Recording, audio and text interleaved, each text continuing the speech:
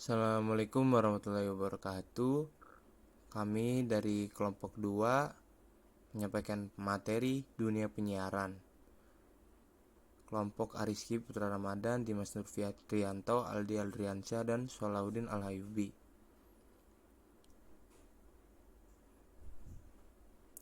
Yang pertama itu sejarah di Indonesia. Sejarah penyiaran di Indonesia. Tahun 1925, pada masa pemerintahan Hindia Belanda, Profesor Komans dan Dr. De Groot berhasil melakukan komunikasi radio dengan menggunakan stasiun radio di Malabar, Jawa Barat. Kejadian ini kemudian diikuti dengan berdirinya Batavia Radio Verenigd dan Nirom. Tahun 1930, amatir radio di Indonesia telah membentuk organisasi yang menamakan dirinya Nivera, yang merupakan organisasi amatir radio pertama di Indonesia. Berdirinya organisasi ini disahkan oleh pemerintah Hindia Belanda. Masa penjajahan Jepang tidak banyak catatan kegiatan amatir radio yang dapat dihimpun. Kegiatan radio dilarang oleh pemerintahan jajahan Jepang, namun banyak diantaranya yang melakukan kegiatan di bawah tanah, secara sembunyi-sembunyi dalam upaya mendukung perjuangan kemerdekaan Indonesia. Tahun 1945, tercatat seorang amatir radio bernama Gunawan berhasil menyiarkan naskah proklamasi kemerdekaan Indonesia dengan menggunakan perangkat pemancar radio sederhana buatan sendiri. Tindakan itu sangat dihargai oleh pemerintah Indonesia. Radio milik Gunawan, benda yang tidak ternilai harganya bagi sejarah perjuangan kemerdekaan Indonesia, dan sekarang disimpan di Museum Nasional Indonesia. Ya, selanjutnya akan disampaikan oleh Dimas. Akhir tahun 1945, sudah ada organisasi yang menamakan dirinya PRAI, atau Persatuan Radio Amatir Indonesia. Dan pada periode ini, tahun 1945, banyak para amatir radio muda yang membuat sendiri perangkat radio transceiver yang dipakai untuk berkomunikasi antar Pulau Jawa dan Sumatera, tempat pemerintah sementara RI berada. Antara tahun 1945 sampai dengan tahun 1950, amatir radio juga banyak berperan sebagai radio laskar. Periode tahun 1950 hingga 1952, amatir Indonesia membentuk PARI, Persatuan Amatir Radio Indonesia. Namun, pada tahun 1952, pemerintah yang mulai reprensif mengeluarkan ketentuan bahwa pemancar radio amatir dilarang mengudara kecuali pemancar radio perintah, dan bagi stasiun yang melanggar akan dikenakan sanksi seperti kegiatan amatir radio terpaksa dibekukan pada kurun waktu antara tahun 1952 sampai 1965.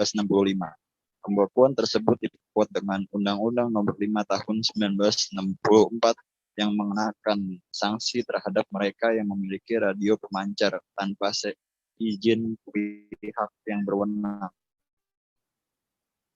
Namun tahun 1966, seiring dengan runtuhnya Orde Lama, antusias amatir radio kembali menjadi 6 bulan mengudara radio Ampera yang merupakan sarana perjuangan persatuan aksi dalam perjuangan Orde Baru. Muncul pula berbagai stasiun radio Laskar, Ampera, dan stasiun radio lainnya yang melakukan kegiatan penyiaran. Stasiun radio tersebut menamakan dirinya sebagai radio amatir.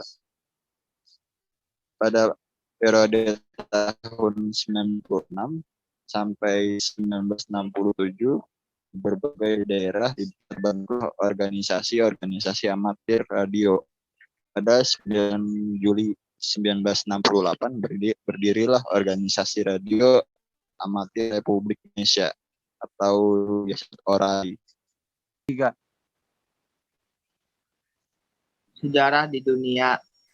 Sejarah media penyiaran dunia dimulai ketika ahli fisika Jerman bernama Heinrich Hertz pada tahun 1887 berhasil mengirim dan menerima gelombang radio. Upaya Hertz kemudian dilanjutkan oleh Guglielmo Marconi 1874 sampai 1937. dan yang dikirim Marconi itu berhasil menyeberangi Samudra Atlantik pada tahun 1901 dengan menggunakan gelombang elektromagnetik.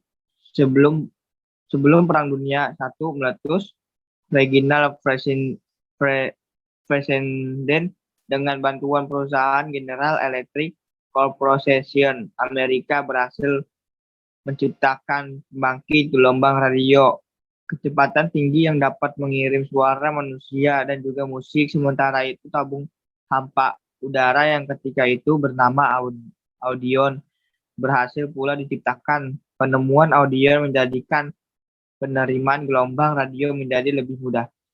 Radio awalnya cenderung diremehkan dan perhatian kepada penemuan baru itu hanya terpusat sebagai alat teknologi transmisi.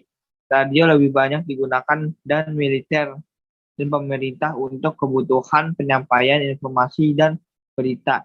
Radio lebih banyak dimanfaatkan para penguasa untuk tujuan yang berkaitan dengan ideologi dan politik dan dengan secara umum. Peran radio dalam penyampaian pesan mulai diakui pada tahun 1909 ketika informasi yang dikirimkan melalui radio berhasil menyelamatkan seluruh penumpang kapal laut yang mengalami kecelakaan dan tenggelam.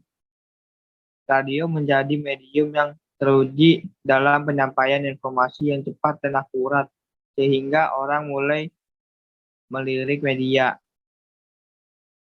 Pesawat radio pertama kali diciptakan memiliki bentuk yang besar dan tidak menarik serta sulit untuk digunakan karena menggunakan tenaga listrik dari baterai yang berukuran besar. Menggunakan pesawat radio ketika itu membutuhkan kesabaran dan pengetahuan elektronik yang memadai. Yang selanjutnya akan dijelaskan oleh Ayub.